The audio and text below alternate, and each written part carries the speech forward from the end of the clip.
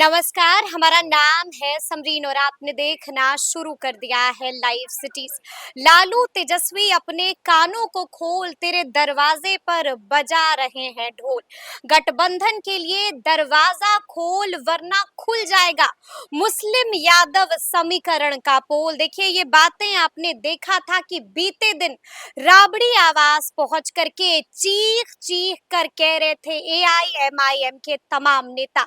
तो ऐसे में अब कई तरह के सवाल बार बार पूछे जा रहे हैं। सबसे बड़ा सवाल यही बना हुआ है कि आखिर एआईएमआईएम करना क्या चाहता है, क्या चल रहा है एआईएमआईएम के मन में। और एक और बड़ा सवाल बना हुआ है, और सवाल यही बना हुआ है कि क्या इस बार भी राजद को नुकसान पहुंचाना चाहता है, डैमेज करना चाहता है क्या एआईएमआईएम। तो आइए फिर इस मुद्दे पर एक बार फिर से खरी खरी बातचीत करते हैं सीनियर जर्नलिस्ट रवि उपाध्याय जी से। सबसे पहले बहुत शुक्रिया जी बातचीत आपको। जी। रवि जी, सबसे पहले तो सबसे बड़े सवाल से ही शुरू करेंगे। सबसे पहले तो हम आपसे जानना चाहेंगे कि आखिर एआईएमआईएम के मन में चल क्या रहा है, क्या करना चाहती है असदुद्दीन ओवैसी की पार्टी एआईएमआईएम। देखिए, निश्चित रूप से बैरिस्टर ओवैसी की पार्टी सीमांचल का जो इलाका है, जहां पर 40 प्लस आपको अल्पसंख्यक वोटर हैं, हर आप 4 लोकसभा क्षेत्र की बात करिए, तो वो चाहते हैं कि वोट का डिवीजन, सेकुलर वोट का डिवीजन ना हो, सेकुलर वोट के डिवीजन को हम लोग इम्पैक्ट रखें।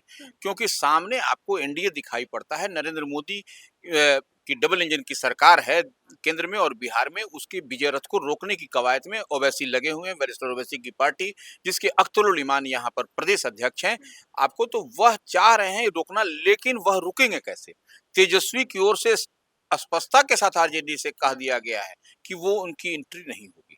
तो ये जब बात एंट्री नहीं होगी नहीं, महागठबंधन में एआईएमआईएम। बिल्कुल, तो ये अब उसी लिए जो ओवैसी की पार्टी के जितने नेता हैं, इंक्लूडिंग आप जोड़ लीजिए अख्तरुल इमान जो एमएलए हैं आपको ओवैसी की पार्टी से और प्रदेश अध्यक्ष हैं, वही ढोल बजाते हुए जिसका जिक्र आपने किया कि वो तमाम कद्दावर नेता एआईएमआईएम के बीते दिन हमने देखा कि राबड़ी आवास पहुंचे थे, फिर चाहे वो अख्तरुल इमान हो, आदिल हो या तमाम नेता हो। देखिए, वो राबड़ी आवास आप उसको मत इंडिकेट करिए, वह लालू प्रसाद यादव का भी आवास है। दोनों को एक्स चीफ मिनिस्टर की हैसियत से वहां रहते हैं, और तो और तेजस्वी यादव जो नेता प्रतिपक्ष हैं विधानसभा में, वह भी वहीं रहते हैं। सरकारी आवास उनको अलॉट है, लेकिन वो अपने माता पिता के साथ ही रहते हैं। तो ऐसे में जो अख्तरुल इमान है, जो एआईएमआईएम की जो टीम गई थी, वह मिल करके रिक्वेस्ट करना चाहती थी कि सेकुलर वोट का डिवीजन सीमांचल में विशेष तौर पर ना हो, क्योंकि फिर उसको दूसरे को, सामने वाले को लाभ मिल जाएगा। कहने का मतलब एनडीए को लाभ मिलेगा। और एक बार तो समझने वाली है कि जब आप जो 4 लोकसभा की बात करते हैं हम लोग सीमांचल के, तो सीमांचल में आपको 3 लोकसभा क्षेत्र ऐसे हैं जिसमें कि आपको इंडिया ब्लॉक यानी महागठबंधन, कि कटिहार, किशनगंज, पूर्णिया। बिल्कुल, जी। ये 3 लोकसभा क्षेत्र जो है सो अररिया को छोड़ दें। अररिया, वही हम कह रहे हैं कि तो उसमें 4, अररिया में ही सिर्फ एक भाजपा के प्रदीप सिंह विजयी हैं सीमांचल के इलाके से, वह भी बहुत किन कंटेस्ट में निकले हैं। ऐसा नहीं है कि वो कंफर्ट मार्जिन से लोकसभा चुनाव जीते। तो ये एक बड़ी तैयारी में है ओवैसी की पार्टी, लेकिन आप आरजेडी में जब उनकी एंट्री मिलेगी तभी यह संभव होता हुआ दिखाई पड़ेगा। और देखिए, इससे पहले भी बैरिस्टर ओवैसी ने लालू प्रसाद यादव को पत्र लिखा था। यानी कि एक नहीं, 2 पत्र लिखे हैं। तो ऐसे में हम आपसे ये भी समझना चाहेंगे कि दोनों पत्रों को आपने पढ़ा होगा। देखिए, पहले पत्र में उन्होंने क्या कुछ लिखा था, दूसरे पत्र में उन्होंने क्या कुछ लिखा है, और साथ ही साथ हम आपसे ये भी जानना चाहेंगे कि क्या कुछ अंतर है दोनों पत्रों में? देखिए, एक पत्र तो लालू प्रसाद यादव को लिखा गया था, ठीक है। तो वह उस पर 2 जुलाई को। 2 जुलाई को, तो वह उस पत्र के संदर्भ में जब तेजस्वी यादव से बीते दिन पूछा गया, पत्रकारों ने पूछा, तो बोले कि वो हमें नहीं मालूम। तो वो यहीं पर वो मामला स्टॉप हो गया, वहीं पर पूर्ण विराम लग गया। अब जो है सो कल जो गए, तो कल भी दरवाजा नहीं खुला, कल भी वो तेजस्वी यादव नेता प्रतिपक्ष को देना चाहते थे मिल करके, तो वह भी नहीं मिला। और उसमें कुछ नहीं है, उसमें सिर्फ जो है, उसमें एआईएम ओवैसी की पार्टी का जो डिमांड है कि 6 विधानसभा सीट चिन्हित कर दिया जाए ओवैसी की पार्टी को। अख्तरुल इमान की यही मांग थी, और जो है सो सीमांचल डेवलपमेंट काउंसिल बनाया जाए चुनाव के बाद, तो जब सरकार का गठन हो। तो यह सब कई सारी मांग है, और उसके बाद से सेकुलर वोट का डिवीजन नहीं हो, इसलिए हम लोग चाहते हैं कि मजबूती के साथ अलायंस में हम लोग लड़े।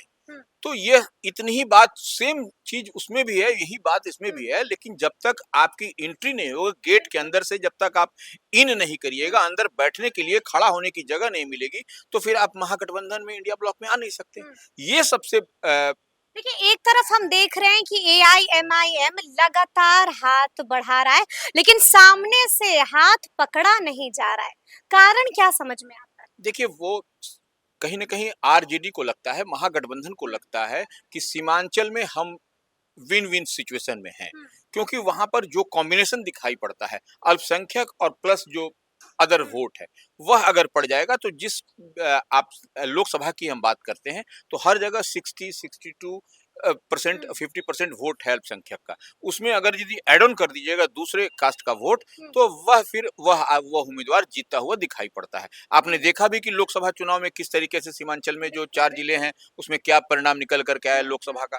तो इतनी ही बात है। और देखिए इन लोगों को जैसे शाहाबाद आरजेडी का मजबूत गढ़ है, उनको लगता है कि हम भी इधर के भी क्षेत्र में, सीमांचल के भी इलाके में हुँ, हम मजबूत है, लेकिन मजबूत वो नहीं है। विधानसभा का आप देखिएगा तो उठा करके हुँ, जो गणित बताता है उसमें सीमांचल के इलाके में भारतीय जनता पार्टी भी मेजर जोल्ट वहां पर देती हुई बिल्कुल, दिखाई पड़ती बिल्कुल। है, जो हुँ, एनडीए गठबंधन है वो। हाँ, तो ऐसे में जब तक ये लोग सचेत नहीं होंगे, हुँ। इनको बड़ा तेजस्वी यादव यानी मुख्यमंत्री कि कैसे बनेंगे? यानी कि आप यही कह रहे हैं कि कोई हाथ भी ना मिलाएगा, गर मिलोगे तपाक से। ये अजीब मिजाज का शहर है, बिल्कुल अजीब मिजाज का शहर है, और यहाँ पर फासले से मिला करो। यानी कि ये बार-बार हाथ मिला रहे हैं, बार-बार कह रहे हैं कि आप हमें महागठबंधन में शामिल कर लीजिए, शरीक कर लीजिए, लेकिन उधर से इनके प्रस्ताव पर कोई विचार नहीं हो रहा है। ये बिल्कुल। महँगा पड़ेगा? देखिए निश्चित रूप से ये मांगा, जब हम एक बात कह रहे हैं कि हुँ, जब डिवीजन ऑफ वोट होगा, जब वोटों का बंटवारा होगा, वोट का बिखराव होगा, हुँ, तो निश्चित रूप से सामने वाले को लाभ होगा। यह तो दिखाई पड़ता है। और तेजस्वी को जब मुख्यमंत्री बनाना है महागठबंधन इंडिया हाँ, ब्लॉक से, तो आपको जोड़ करके चलना पड़ेगा, आपको कुनबा मजबूत करना पड़ेगा, क्योंकि आप देख रहे हैं कि सामने एनडीए बहुत मजबूती के साथ बिल्कुल, फील्डिंग बिल्कुल। बैटिंग कर हुँ, रहा है। लगातार जेपी नड्डा आ रहे हैं, अमित शाह आ रहे हैं, नरेंद्र मोदी का दौरा हुँ, लगातार हो रहा है। अब राहुल गांधी और प्रियंका हुँ, गांधी कितना भी एफर्ट कर लें, जब तक रीजनल पार्टियां जो ड्राइविंग सीट पर हैं, बिल्कुल। तो वो नहीं एफर्ट करेंगी, तो फिर तो हुँ। जीरो अच्छा, बटा सन्ना क्या पड़ा। एआईएमआईएम की मंशा आपको साफ लग रही है, या फिर अंदर-अंदर एआईएमआईएम कोई खेल कर रहा है? नहीं देखिए, खेल नहीं कर रहा है, ये इसको समझना पड़ेगा। बीते चुनाव में भी आपने देखा कि हुँ, किस तरीके से ओवैसी की पार्टी को के विधायक को आरजेडी ने अपने पाले में कर लिया। हुँ। एकमात्र अख्तरुल ईमान को छोड़ करके 5 में से 4 को ले गए वो। वो ले गए। तो जी। ये देखिए सबसे बड़ी बात है कि वही पीड़ा हुँ, है ओवैसी की पार्टी को, कि हम जीत करके आए, और हम लोगों का सबका तो एक ही है कि विजय रथ को, नरेंद्र मोदी के विजय रथ को बिहार में रोकें। हुँ, ठीक झारखंड की तर्ज के, लेकिन ये पॉसिबल होता हुआ दिख नहीं रहा है। जब हुँ। तक आप साथ बैठिएगा नहीं, आपको खड़ा होने की, एंट्री की जगह नहीं मिलेगी ओवैसी की पार्टी को, तो फिर वो महागठबंधन में कैसे वो साथ चुनाव बिल्कुल, लड़ेंगे? बिल्कुल। निश्चित रूप से हुँ, वोट का डिवीजन होगा। जब वोट का डिवीजन होगा तो सीमांचल जैसे इलाके में फिर जो है सो जीत हार बहुत टफ हो जाएगा। फिर यानी तेजस्वी कि प्रस्ताव आप स्वीकार कर नहीं रहे हैं, और कल को आप कहिएगा कि ये वोट कटवा है। निश्चित रूप से देखिए, ये यही बात तो कही जा रही है, फिर हाँ, कहेंगे किसकी ये बी टीम है, बिल्कुल, यह भी कहा जाए। ये भी कहा जाएगा। बिल्कुल, कि ये देखिए किसकी बी टीम है, ये हाँ, ओवैसी की पार्टी। तो ये बी टीम, ए टीम करके आप हुँ, अपना खेल बिगाड़ रहे हैं। अपना तेजस्वी यादव, राष्ट्रीय जनता दल अपना खेल बिगाड़ता हुँ, हुआ दिखाई पड़ रहा है, जितनी हम लोग की समझ है, बिल्कुल। जितना हम लोग देख पा रहे हैं। तो हुँ, लेकिन इतनी बात है कि अगर आपको बड़ा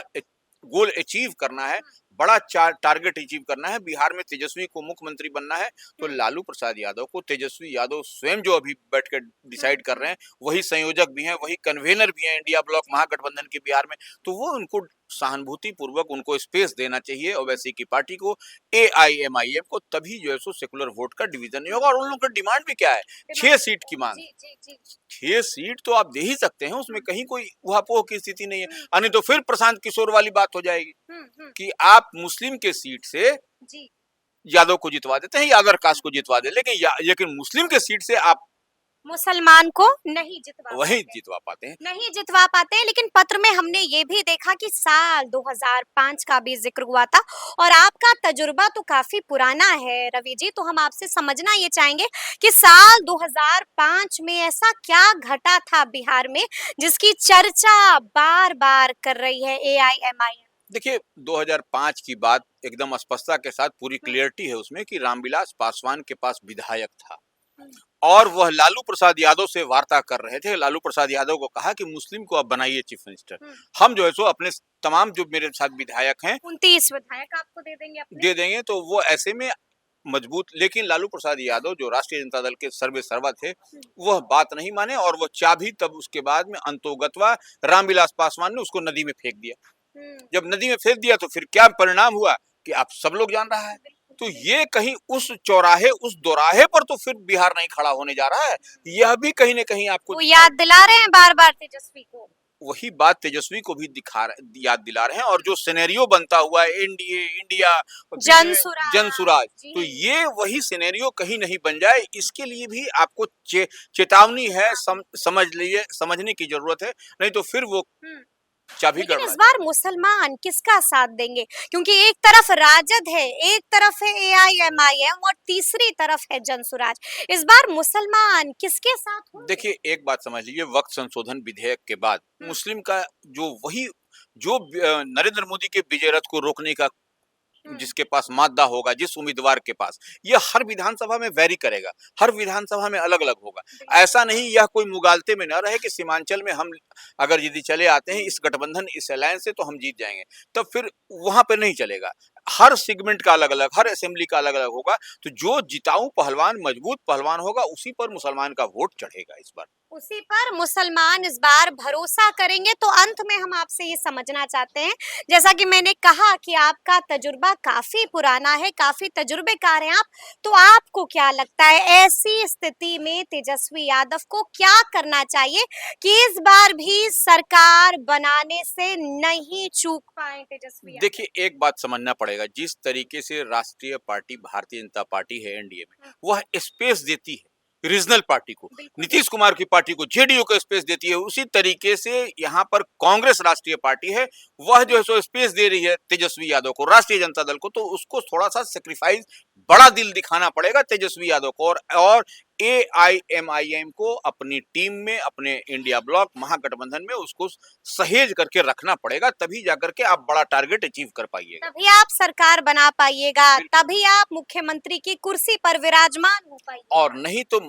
दिल के अरमा दिल में ही रह गए, ये हो जाएगा। हम वफा करके भी हाँ। तन्हा रह जाएंगे। तो अब देखना होगा कि आगे आगे बिहार की सियासत में क्या क्या होता है। तो फिर ये पूरी चर्चा, पूरी बातचीत आपको कैसी लगी है, कमेंट करके हमें जरूर बताइएगा। तो ऐसे तमाम अपडेट्स के लिए बिल्कुल ऐसे ही हमारे साथ बने रहिएगा और देखते रहिएगा लाइव सिटीज। बहुत शुक्रिया।